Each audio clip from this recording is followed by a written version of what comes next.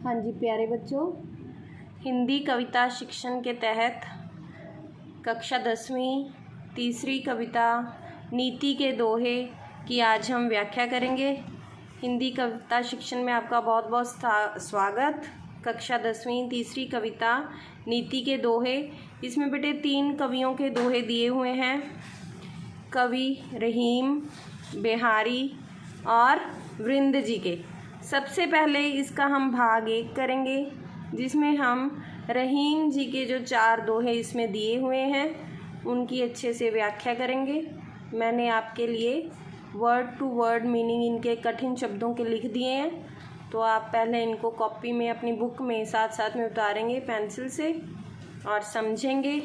हम स्टार्ट करते हैं प्रथम दोहे से। आपको साथ में अपनी पुस्तक खोल लेनी है, हिंदी की पाठ्य पुस्तक।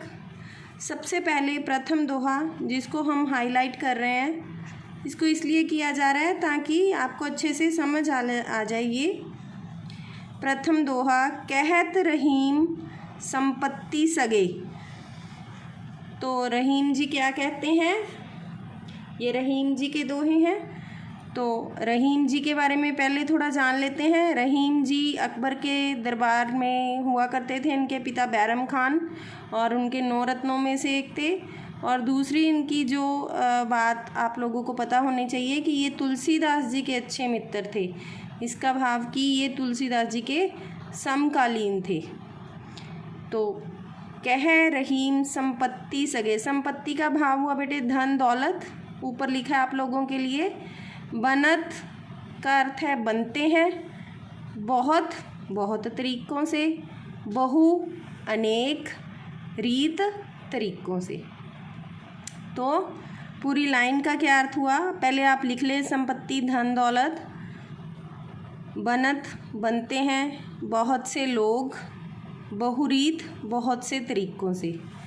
रहीम जी कहते हैं कि अगर आपके पास संपत्ति है, धन दौलत है, तो बहुत से लोग सगे मतलब आपके साथ में आ जाएंगे, आपके मित्र बन जाएंगे बहुत से लोग बहुत सारे तरीक़ों से। ठीक है। तो रहीम जी के अनुसार अगर किसी भी मनुष्य के पास धन दौलत है, संपत्ति है, तो बहुत सारे लोग बहुत सारे तरीक़ों से उनके सगे बनने की कोशिश करेंगे। दूसरी लाइन इसकी बेटे दोहे की, विप्त कसोटी जे कसे। विप्त का भाव हुआ मुसीबत, कसोटी जे कसे कि मुसीबत की कसौटी पर जो कसा जाएगा, सोई साचे मीत। साचे मतलब सच्चा, मीत हुआ मित्र, कि जब किसी पर मुसीबत आएगी तो जो उस समय साथ देगा, उसके साथ आएगा, वही हमारा सच्चा मित्र होगा। मुसीबत की कसौटी पर कसा जाने पर जो व्यक्ति आपके साथ है वही आपका सच्चा मित्र है। तो पूरे दोहे का क्या अर्थ हुआ, रहीम दास जी कह रहे हैं कि अगर किसी मनुष्य के पास धन दौलत है, पैसा है, तो बहुत सारे लोग बहुत सारे तरीक़ों से उसके सगे बनने की कोशिश करेंगे, लेकिन मुसीबत आने पर, मुसीबत की कसौटी पर कसे जाने पर जो मनुष्य आपके साथ खड़ा होगा वही आपका सच्चा मित्र है। यहाँ उन्होंने मित्र की पहचान की बात करी है। दूसरा दोहा इनका बेटे, दूसरे दोहा हम हाईलाइट करते हैं। सबसे पहले कठिन शब्दों के आप अर्थ लिखेंगे।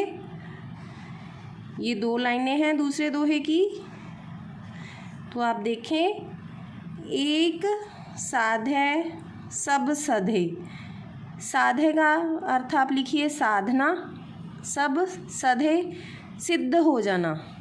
तो एक की साधना करेंगे तो सब कुछ सिद्ध हो जाएगा। सब साधे, अगर आप बहुत चीज़ों की साधना करेंगे तो सब जाए और सब कुछ चला जाएगा। इसलिए हमेशा मनुष्य को क्या करना चाहिए, किसी एक चीज़ की ही साधना करनी चाहिए, एक काम ही करते रहना चाहिए, जिससे उसके सारे काम सिद्ध हो जाने चाहिए। जैसे आप लोगों के पास साधना क्या है, आपकी पढ़ाई है। आप अगर पढ़ाई अच्छे से करेंगे तो आप जीवन में सब कुछ प्राप्त कर लेंगे, आपको सब कुछ मिल जाएगा। तो एक साधे सब सधे, यहाँ पर उन्होंने ईश्वर की बात की है कि अगर मनुष्य एक ईश्वर की साधना करता है तो उसे सब कुछ प्राप्त हो जाता है। और आप लोगों के जीवन में ये है कि अगर आप अच्छे से पढ़ाई करेंगे तो आप सब कुछ प्राप्त कर सकते हैं। सब साधे सब जाए, और आप बहुत सारे तरीकों में अगर उलझे रहेंगे तो आपको कुछ भी नहीं मिलेगा, आपका सब कुछ चला जाएगा।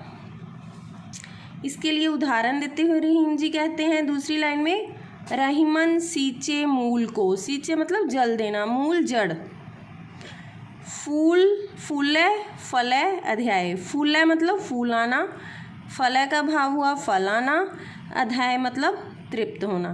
अगर रहीमदास जी कहते हैं कि माली जड़ को पानी देगा तो पौधा या वृक्ष क्या होगा, उसमें फूल भी आएंगे, उसमें फल भी आएंगे, क्योंकि वो तृप्त हो जाएगा।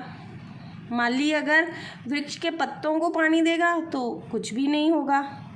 तो हमेशा क्या करना चाहिए, किसी एक की ही साधना करनी चाहिए, यानी कि किसी वस्तु के मूल को पकड़कर उस पर ही आपको अपना श्रम या मेहनत करनी चाहिए, जिससे आपको सब कुछ प्राप्त हो जाएगा।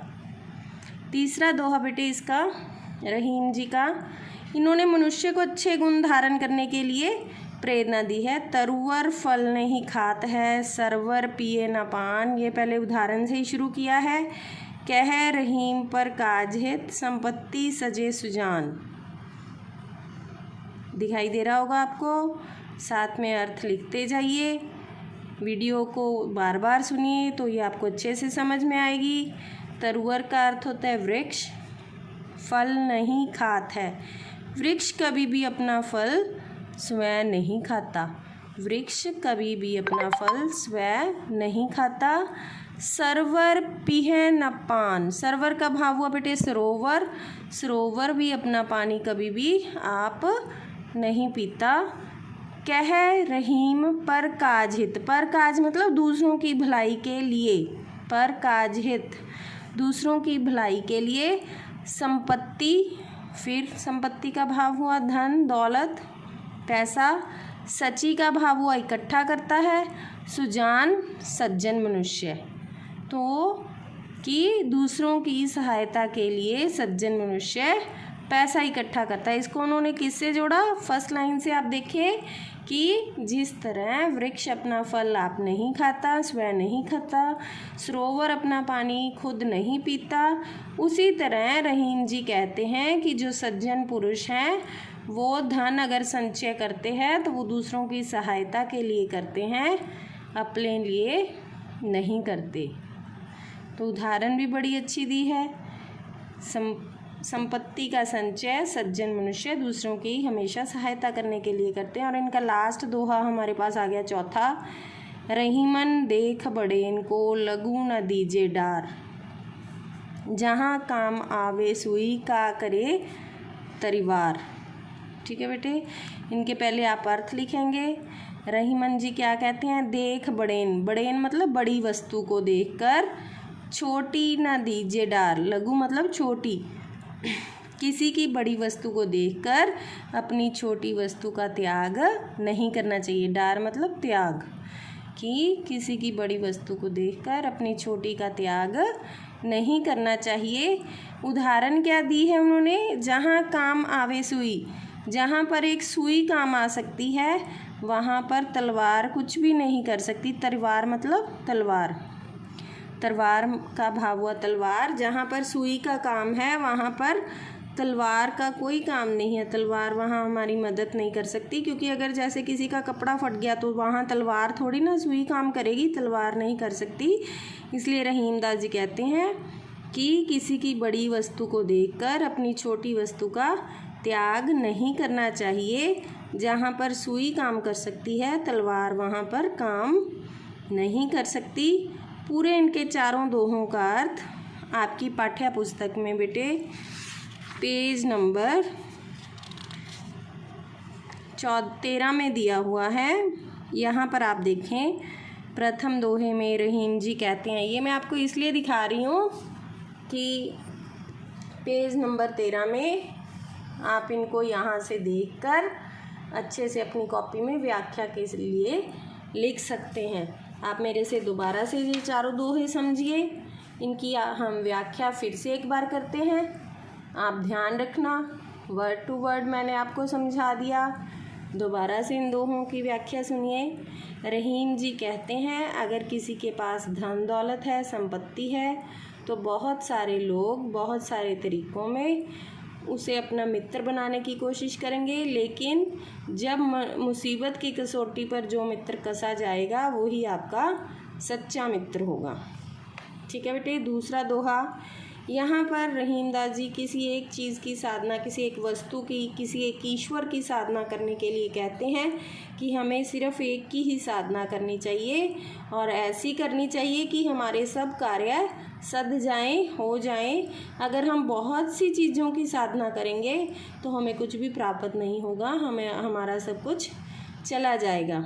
रहीम जी कहते हैं कि जिस प्रकार माली पौधे की जड़ को सींचता है तो पौधा तृप्त होने के बाद उसमें फूल भी आते हैं, फल भी आते हैं, ठीक उसी तरह हमें भी अपनी मूल की साधना करनी चाहिए ताकि हमें सब कुछ प्राप्त हो जाए।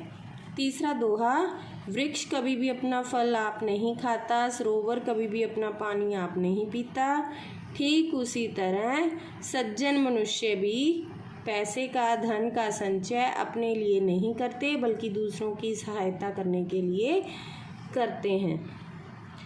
चौथा दोहा रहीमदास जी का कि किसी की बड़ी वस्तु को देखकर हमें अपनी छोटी को नहीं छोड़ना चाहिए, क्योंकि जहाँ पर छोटी वस्तु काम आ सकती है वहाँ पर बड़ी का कोई काम नहीं है। उदाहरण के लिए उन्होंने सुई और तलवार की उदाहरण दी है। जहाँ पर कपड़ा फटने पर सुई काम कर सकती है, तलवार काम नहीं आ सकती।